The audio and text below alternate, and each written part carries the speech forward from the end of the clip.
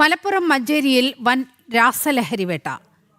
2 സ്ഥലങ്ങളിലായി നടത്തിയ പരിശോധനയിൽ 47.30 ഗ്രാം MDMA-യുമായി 4 പേർ പിടിയിലായി. എടക്കര സ്വദേശി പ്രകാശ്, മമ്പാട് സ്വദേശി ഷുഹൈബ്, പന്തല്ലൂർ സ്വദേശി നാസർ വാണിയമ്പലം, സാജിദ് എന്നിവരാണ് പിടിയിലായത്. വിവരങ്ങളുമായി ശിവദാസ് കന്മനമാണ് ചേരുന്നത്. ശിവദാസ്, എന്താണ് വിവരങ്ങൾ?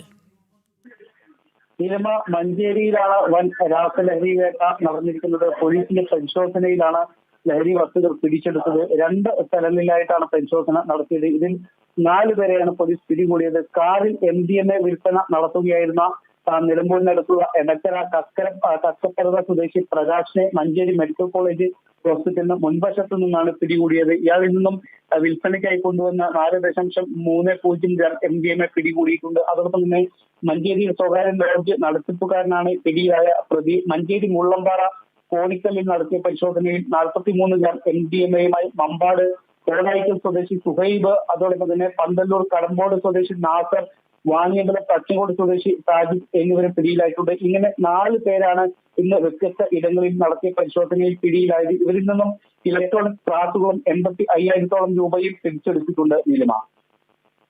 ശരി ശിവദാസ്.